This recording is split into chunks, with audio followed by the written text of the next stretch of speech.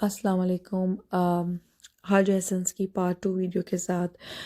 میں واپس آپ سے مخاطب ہوں۔ تو ہم نے امپورٹنٹ باتوں کی بات کی اپنے پارٹ 1 ویڈیو میں کہ حج کن لوگوں پہ فرض ہے اور ہمیں کیسے چین بریک کرنی ہے ان نارمز کی، ان کلچرل نارمز کی جن کی وجہ سے ہم حج نہیں کرتے۔ اس کے علاوہ میں ایک اور بھی بات کہوں گی کہ میرے مائنڈ میں آ رہا ہے کہ بہت سارے لوگ کہتے ہیں کہ حج ایک ہی فرض ہے اور بس آپ نے زندگی میں لائف میں ایک ہی حج کرنا ہے۔ تو I would not believe that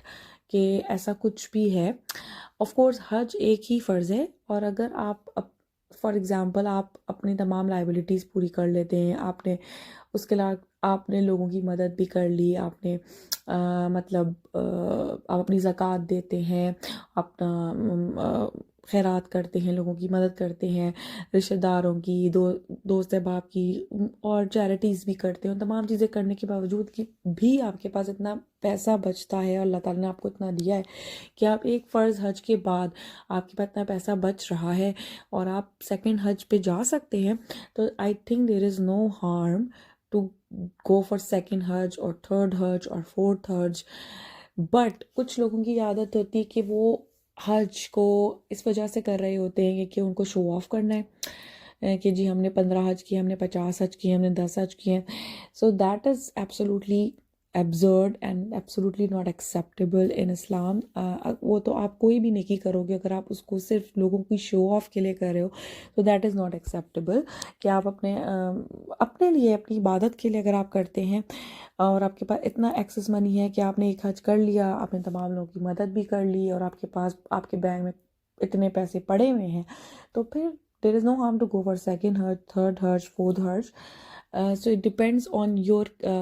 financial condition and also your health condition. So یہ تمام چیزیں importance رکھتی ہیں۔ تو اس کے بعد میں اب بیسیکلی اس ویڈیو میں بات کرنا چاہتی ہوں۔ تو حج کے بارے میں جو ہم نے بیسک انڈرسٹینڈنگ رکھنی ہے، تو میں اس کے بارے میں پہلے تو یہ بتانا چاہتی ہوں کہ حج میں بیسیکلی 3 ٹائپ کے حج ہوتے ہیں: حج افراد، حج تمتع اور حج قران۔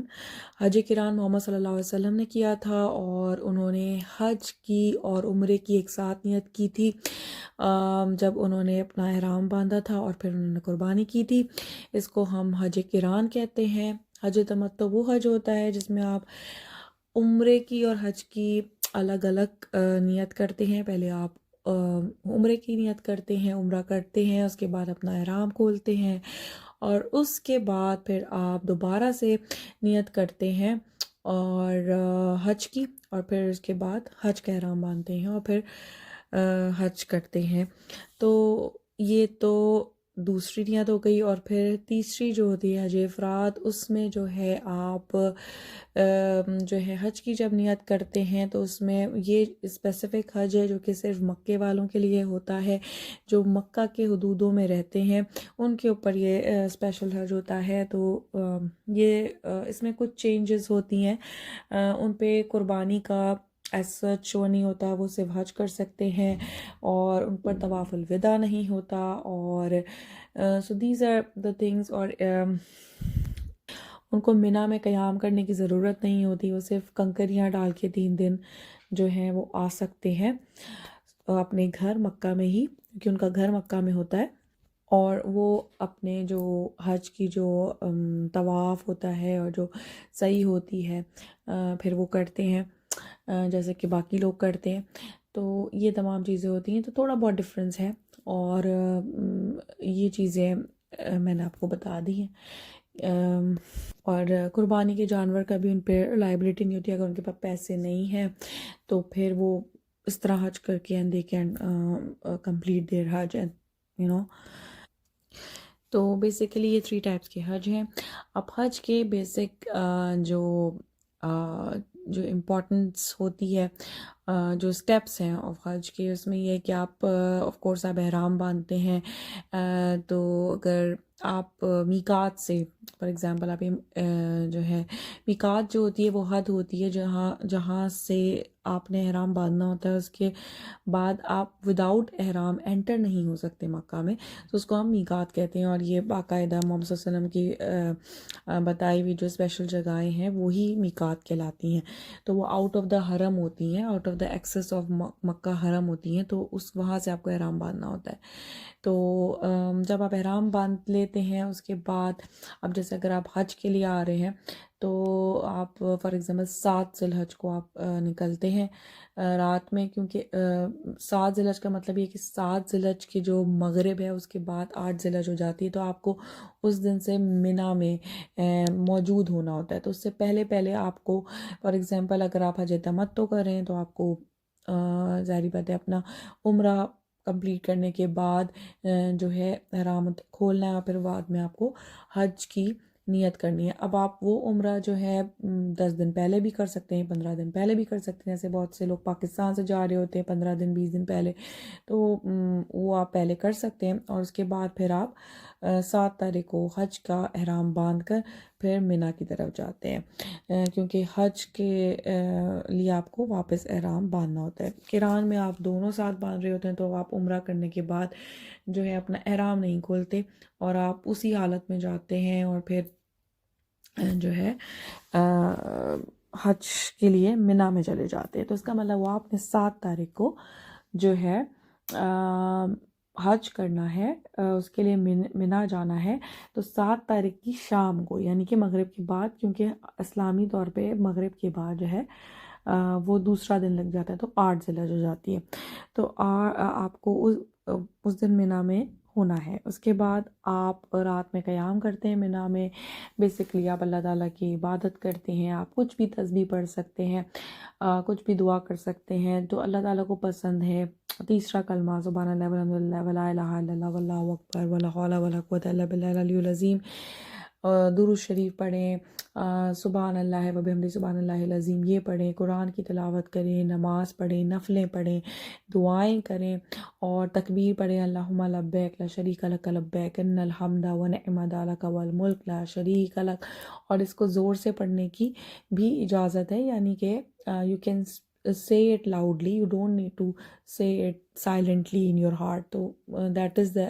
thing، اور آپ کو پھر اس چیز کو فیل کرنا ہے۔ تو اللہم لبیک لا شریک لک لبیک، یعنی کہ لبیک یعنی کہ میں حاضر ہوں، لا شریک اللہ تعالیٰ کے علاوہ کوئی شریک نہیں ہے، ان الحمد ونعمت لک والملک، تو اللہ تعالیٰ کی ہم اس میں تعریف کریں۔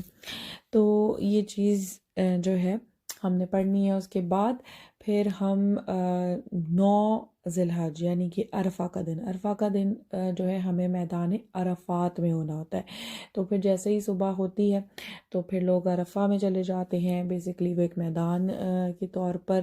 پہلے تھا، اب یہ کہ وہاں پہ مسجد نمرہ بنی ہوئی ہے، اور اس کے علاوہ جو ہے وہاں پر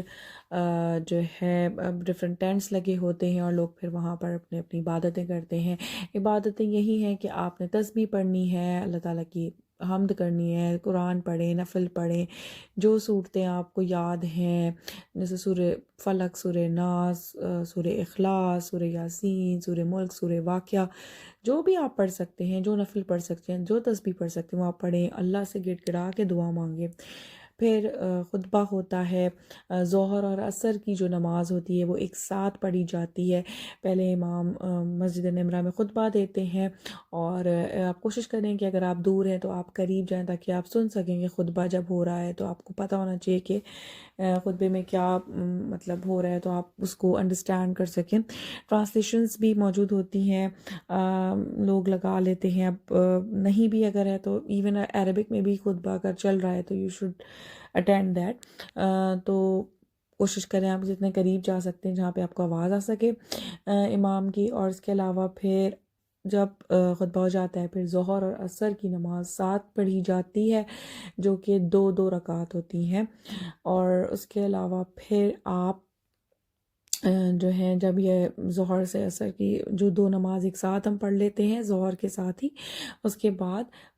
مغرب سے پہلے مطلب جیسے مغرب کے بعد ہم نے عرفہ میں نہیں رکنا ہے، ہم نے واپس منی چلے جانا ہے، تو پھر ہم نے جو ہے پھر لوگ جیسے ہی اپنے مطلب عصر کا ٹائم ہوتا ہے اس میں زیادہ سے زیادہ مغفرت کی دعا کرتے ہیں، استغفار پڑھیں، اللہ تعالیٰ سے اپنی جائز حاجات کی دعائیں مانگی، اور اس کے بعد مغرب کے ٹائم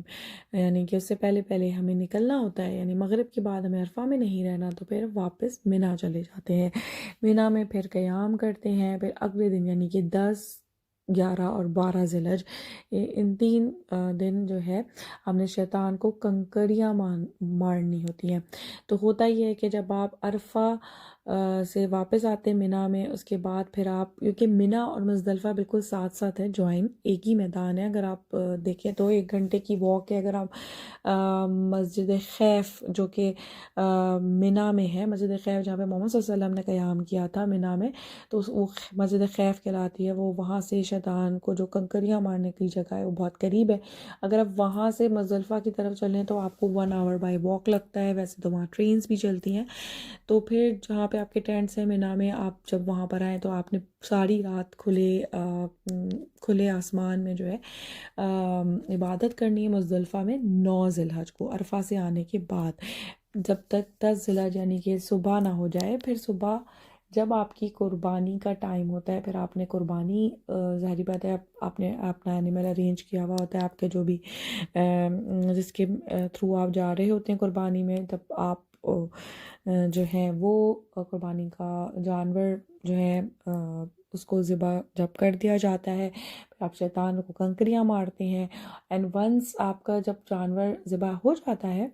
تو پھر اس کے بعد جو ہے آپ جو ہے لائبل ہیں کہ آپ اپنا جو ہے وہ مطلب پھر آپ جو ہے اپنے حرم کی طرف جاتے ہیں، اور پھر آپ اپنے جو ہے اپنے بال ستروا سکتے ہیں، اپنے ناخن کاٹ سکتے ہیں، اور پھر آپ حرم جائیں گے، طواف کریں گے، صحیح کریں گے، اینڈ دین یور حج ول بی ڈن۔ اور لیکن آپ نے کنکریاں جو ہیں وہ 3 دن ڈالنی ہے، مطلب آپ کا جو لائبلٹی جو آپ کے احرام کی ہے وہ ختم ہو جائے گی، یعنی کہ جب آپ کی قربانی ہو جائے گی اور آپ نے حج کا طواف اور صحیح کر لی، لیکن آپ جو ہے کنکری جب ماریں گے تو پھر آپ کو مینا میں 3 دن جو ہے وہ قیام کرنا ہے، اور آپ نے پہلے دن آپ نے کنکری مارنی ہے، 7 کنکریاں ہم مارتے ہیں، ایک چھوٹے شیطان کو، منجلے شیطان کو اور بڑے شیطان کو، تو 7 کنکریاں تینوں کو مارنی ہوتی ہیں 3 دن تک۔ تو وہ ہم مزدلفہ سے ہی کلیکٹ کر لیتے ہیں 9 ذی الحج کو، and then we do that. اس کے بعد جب یہ 3 دن ہو جاتے ہیں، اس کے بعد ہم طواف الوداع کرتے ہیں، وہ آپ کسی بھی دن کر سکتے ہیں، اور طواف الوداع میں آپ کو احرام نہیں پہننا ہوتا، آپ نارمل کپڑوں میں کرتے ہیں، صرف طواف کرتے ہیں، اس میں صحیح نہیں ہوتی۔ تو یہ تو ہو گیا حج، جو لوگ حج کر رہے ہوتے ہیں، اور جو لوگ حج نہیں کرتے اور جن کی جو صاحب حیثیت ہیں قربانی کرنے کے لیے، یعنی کہ اتنے پیسے ہیں کہ وہ قربانی کا جانور کر سکتے ہیں، تو پھر وہ قربانی کرتے ہیں اپنے اپنے جس بھی دنیا میں جس علاقے میں رہتے ہیں، تو وہ ان پہ فرض ہے، جو صاحب حیثیت ہیں، جن کے پاس ایکسس منی ہے، بغیر قرضہ لیے، بغیر کسی سے کوئی ادھار لیے، اور اتنے ایبل ہیں، تو وہ ان پر فرض ہے، ٹھیک ہے۔ تو جو لوگ قربانی کرتے ہیں وہ پہلی ذی الحج سے 9 ذی الحج تک، یا جب تک، اگر 10 ذی الحج کو قربانی نہیں ہوتی، 11 کو ہوتی ہے، 12 کو ہوتی ہے، تو جب آپ کی قربانی ہوگی اس کے بعد ہی آپ اپنے ناخن اور بال کاٹ سکتے ہیں۔ So these were the basic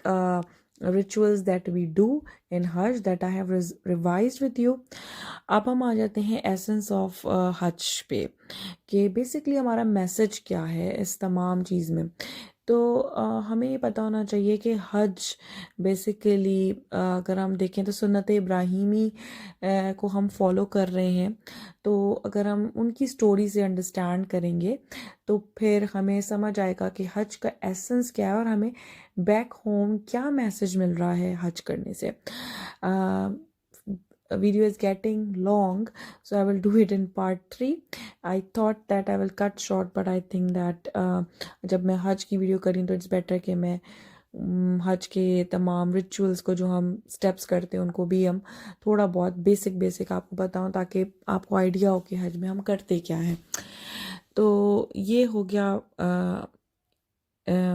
video میں آج ہم نے جو ڈسکس کیا۔ And now I'm going to the third video, and you need to watch that and to know the basic essence of Hajj. Thank you very much. Please do watch my third episode of this video, the third part, to know the end part, the basic part, the very important part, to take back home the message and the essence of Hajj. Okay.